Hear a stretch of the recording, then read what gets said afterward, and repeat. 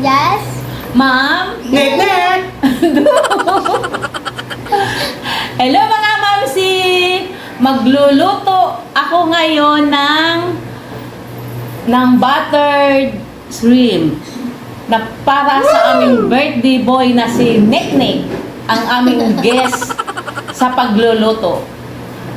Naririto ang aking mga ingredients sa buttered shrimp. Siyempre, hipon shrimp, butter, siyempre, garlic,